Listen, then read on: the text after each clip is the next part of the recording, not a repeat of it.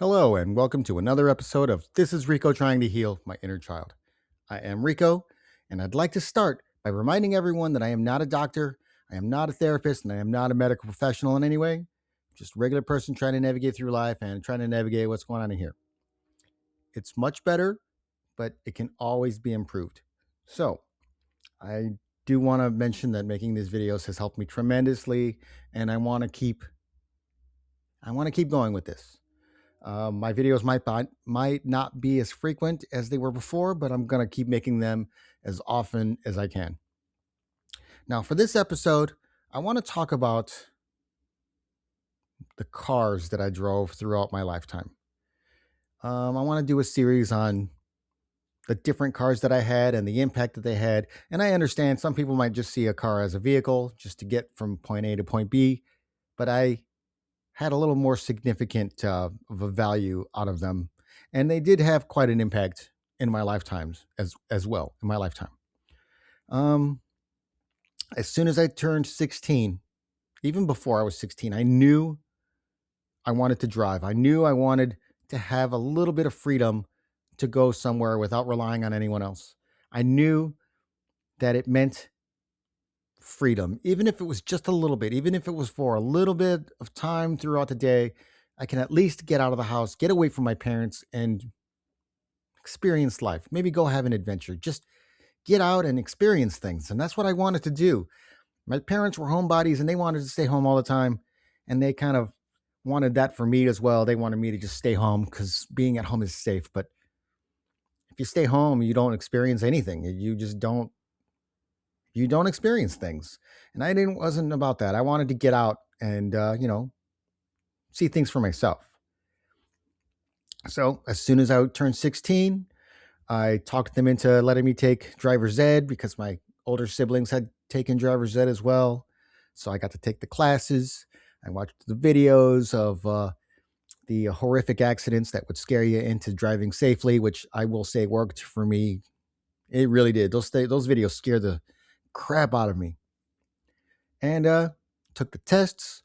I did amazingly well. And even driving any kind of vehicle just became very natural for me. I never had a hard time with any of the vehicles that I had. I never had a hard time with the learning vehicles. In fact, everything that I've ever driven throughout my whole life, from forklifts to delivery trucks to the big box trucks to the moving trucks, it was all easy for me. It was very easy. Any kind of transmission, automatic or manual, I could do it all. And it was easy for me. So I, felt good about that. Felt good about being able to do this myself. And I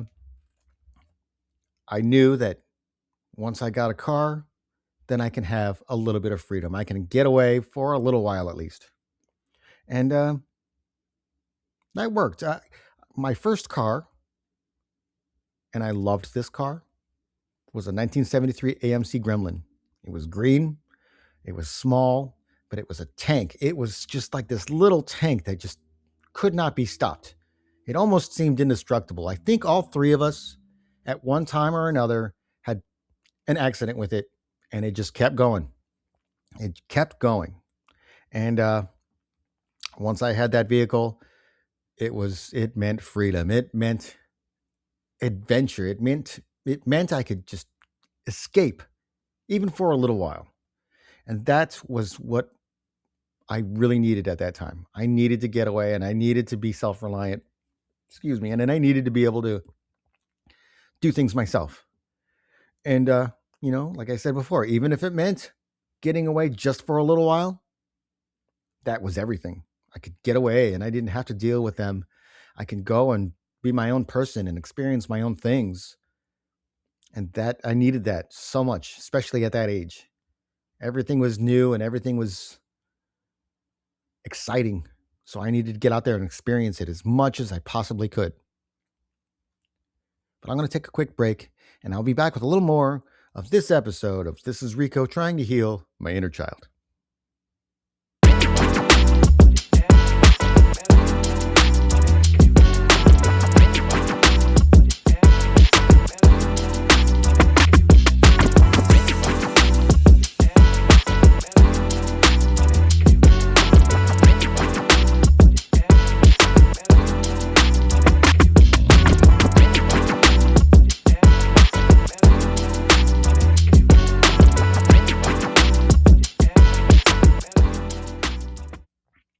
Welcome back to This is Rico trying to heal my inner child.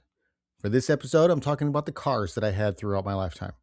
And for this episode specifically, I'm talking about the 1973 AMC Gremlin, the green little beast that I drove around when I was in high school.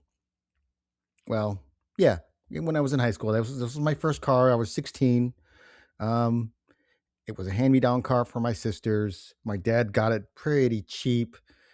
And I guess they fixed it up, and it was a little tank, and it drove around kind of nice. It was a little beat up car, but it was a car. It was transportation. It was an escape. It was a means for me to get away. But in order for me to have a car and to drive around and to have insurance, that meant I needed to get a job because my parents made it crystal clear that they weren't going to help me with any of that stuff. They told me right from the start, if you're going to have a car, you're going to pay for your own gas, you're going to pay for your insurance, you're going to pay for everything yourself. They just were unwilling to help, I guess. I think their vision of tough love meant you had to learn yourself instead of, just kind of helping somebody, guiding somebody along. They could have helped me a little bit and then said, okay, after a little while, then you need to get a job. No, it was, you have to work. You have to earn your own stuff. You have to do it yourself. So it was a price I was willing to pay. If I had to get a job so I could get away, then I was going to do it. And my first job, and I went through all the jobs that I had when I was younger, or pretty much throughout my life. I did a series on the jobs that I had and how impactful they were. My first job was with my dad and my older brother in a stupid body shop, and it was a mistake. I never should have taken that job. But being a kid, I didn't really even look for anything else. He just told his boss. His boss said, okay, let me work there. I was the cleanup boy. I was pretty much everyone's little bitch. They just kind of like treated me and talked to me like I was just a slave. I was just there to do things for them and to clean up after them and for a whipping boy. And that's a whole different story that's covered in the other videos. But as I mentioned, the car meant freedom. And I was willing to pay that price. And I did just that. I worked, made some money, even though it was very little money, because back then, nobody wanted to pay very much for anything. In fact, that's how it is now. And it was okay. I was willing to do that. So I worked after school, made some money, and that meant I could go out and do things for myself. Now, they tried to limit what I could do. They tried to limit where I could go. But once I was out, I could go wherever I wanted. They couldn't really track me down. We didn't have cell phones back then. We didn't have any way of communication unless it was a landline. So that was kind of nice. I was able to just kind of like get away and just be free for a little bit, for a little while, even if it was just a little bit. And that car was indestructible. I drove it everywhere. Pretty sure all three of us had put it in a ditch somewhere at 3 different times, and it just kept rolling. It kept going. And it was an awesome car to have as a first car, to have a small car that was easy to drive, that was easy to maneuver. I didn't have any problems with traffic. I never got in an accident with another car, at least with that car. It was nice and easy, and it got me from point A to wherever I wanted point B to be. And then it got me home. And that was quite empowering for a 16-year-old Rico. It really was. It meant freedom. It meant I can get away from these people that are tormenting me. I can just go and be somewhere else where it's quiet. Mall trips were frequent. I went to the mall quite a bit. There were times I didn't buy anything. I didn't do anything. I just loitered. But it was somewhere different. I could go there, walk around, not have to listen to someone yelling at me. And it was great. I needed that. I needed to get away and have my own adventures. I needed the escape. I needed the freedom. I really did. And it did wonders for me back then. It really, really did. But I'm going to take another break, and I'll be back with a little more of This is Rico trying to heal my inner child.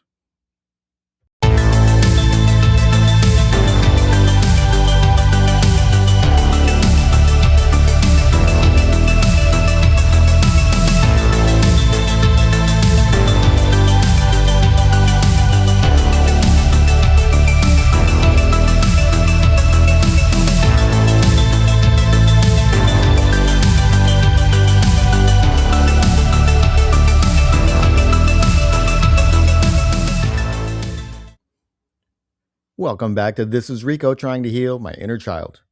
For this episode, I'm talking about the different cars of my lifetime. For this episode specifically, I'm talking about the 1973, AMC Gremlin, the hand-me-down car that my sisters drove before I got to drive it. But I was so happy to have it because it was a car. It was transportation. It was an escape. It was a means for me to get away.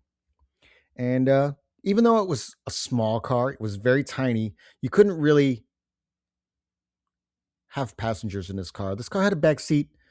It was not a back seat. It was just a tiny space behind the two front seats. But I was able to haul my stuff around. I was able to move my drums around or get to high school, go to band practice. Sometimes I would borrow some drums from school and take them home. And I could do that in the back of that car. It was a tiny little hatchback, but couldn't fit a lot in it, but I could fit stuff in it at least. And, if it was just me, I could use the front seat and pile it all in there. Sometimes during high school, I would skip school and just drive around. Now, I was very, very good at faking my dad's voice. So I could call the high school and pretend I was him and call me off of school because I was sick or whatever it was, whatever I felt like. I could just go get away and, take the day off. Nobody ever found out, at least not back then. And I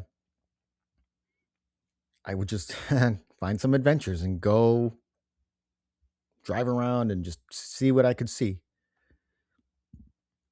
Sometimes, like I mentioned before, I would say I was going to the mall, and then I would go somewhere else. I would go wherever I felt like going. Sometimes I would go see this girl that I was kind of seeing. We were more just friends, but she lived out in Hebron, and my parents thought that was just too far of a drive. That was way too far to go, but it wasn't for me. So sometimes I would, like I said, I would say I went to the mall, and then I would go see her, and I would say I was going to the mall, and I would go somewhere else. I went all over the place, and I did get busted because I went to go see her, and it was icy out, and it was the one time that I got the car stuck in a ditch. So I had to call him for help, and he pulled me out with his truck. And what was interesting about that time was at that same spot, while I was stuck waiting for someone to come help me, two other cars came along and got themselves stuck in that same ditch. I watched them spin out and just get stuck. So it was kind of a scary spot. And, at the same time, I wasn't supposed to be out there because they told me not to go out that way, and I did it anyway. That was my rebellious streak, which I kind of still have it. If you tell me I can't do something, I'm going to do it twice, and I'm going to do it, just to prove you wrong. But having gotten stuck, he came out to fix it, to get me out. And I swear for the next month, all I heard was, I told you not to do that. I told you not to go there. I told you not to. And then whenever I would want to go somewhere, they would kind of press on me. Where are you going? Where are you going? Are you sure? And they kind of,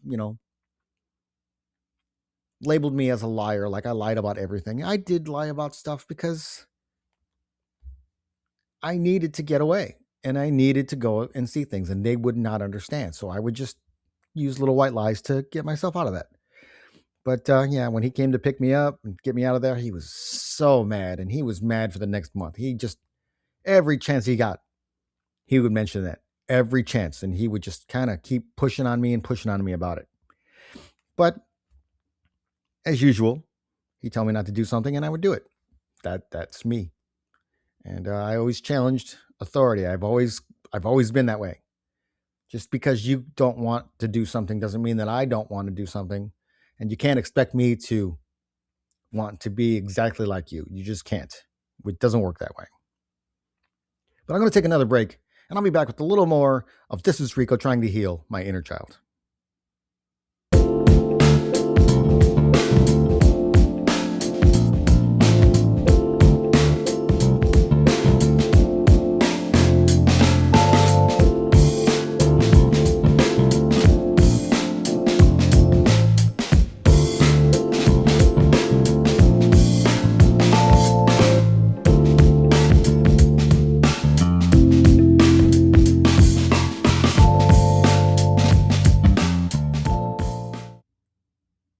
Welcome back to This is Rico trying to heal my inner child.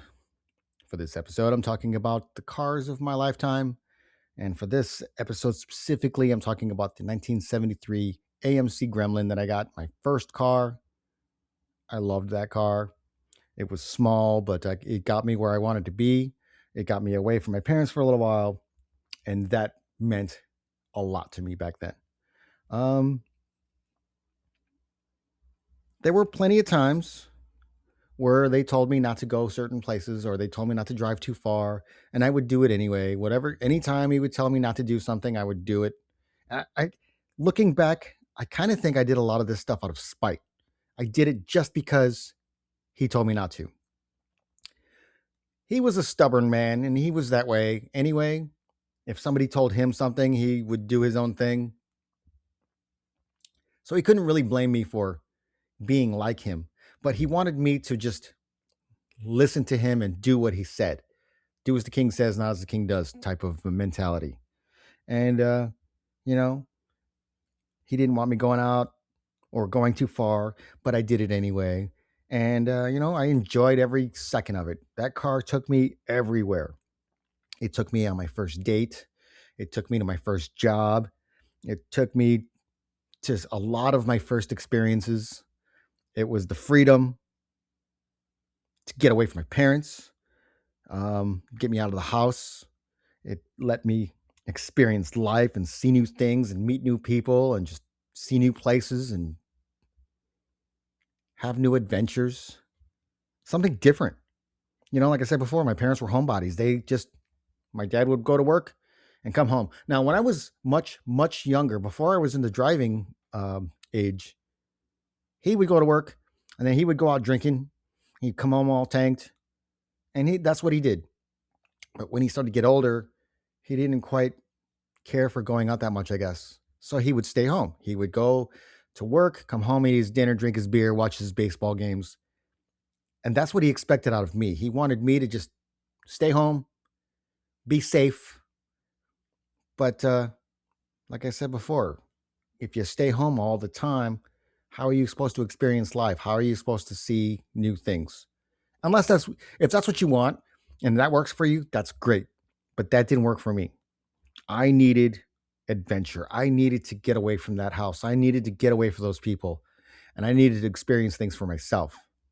And that's what this car meant. It meant freedom. It meant empowerment. It meant I was uh, free from having to rely on anybody for rides or feeling like a burden because I needed a ride to a band concert. You know, that was an interesting story too, is that my mom would take me to my band concerts when I was in middle school or junior high. But once I got the car and could drive myself, nobody went to my performances. After that, once they didn't have to be there, they weren't going to be there. My dad never once saw me perform, ever. Not once. So, a little give and a little take, but I, was able to escape. I felt a need to get away and find adventure and do things for myself. Now, unfortunately, the gremlin died at a party. Um, Went to a friend's house, had a few drinks, and when I went to go home, I put it in reverse and it wouldn't move. I put it in drive, it wouldn't move. Basically, the transmission just dropped and the car quit. I was really sad about that because I loved that car. But, things come and things go, and it was this car's time. I got a ride home. My dad got that car towed back to our house, which luckily it wasn't that far. And then he sold it soon after. He sold it for more than he paid for it. And it wasn't even running. Some guys just came and picked it up and took it away. And that was the end of that adventure. Now, for the next episode, I'm going to talk about my next car, which was, I think it was a 1975 Cougar, which was huge. It was a boat. It was a big, giant four-door car. But that's a story for the next episode. As for this one, having this first car for my first experience as a youngster, it meant everything. It got me away. It just let me go and visit people and see things and experience life, which really meant the world to me. And like I'd mentioned before, it was freedom. It was freedom to get away. It was freedom for me to be myself. It was freedom for me to go and see things for myself and experience things for myself. And I truly, truly needed that, especially at that time, especially at that age, when everything was new, when everything was fresh. I needed to see things for myself and get out there and experience them. But I'm going to conclude this video. I'd like to thank you all for watching. I'd like to thank you all for your support. And all I ask is that you just like, share, and subscribe. Let's all get together and let's be a community of people that support each other. And life is hard enough as it is. We need to support each other and take care of each other. So with that, I'll be back with some more episodes of This is Rico Trying to Heal My Inner Child. Like I said, I'm trying to do a series on the cars of my lifetime. I honestly had planned on doing just one episode talking about all of the cars, but once I did my notes, I realized I had a lot to say about each one of these cars. So I will be doing a little series on those, and I'll be continuing on and doing as many videos as I possibly can, talking about and documenting the stories of my life. Talking through it all helps me tremendously, and it might inspire someone else to do the same. That's all I can hope. So again, I thank you from the heart of my bottom. I thank you all for being here, and I thank you for existing. The world is a better place with you in it. So with that, I am Rico. I thank you, and I'll be back with some more episodes of This is Rico Trying to Heal My Inner Child. Thank you for watching.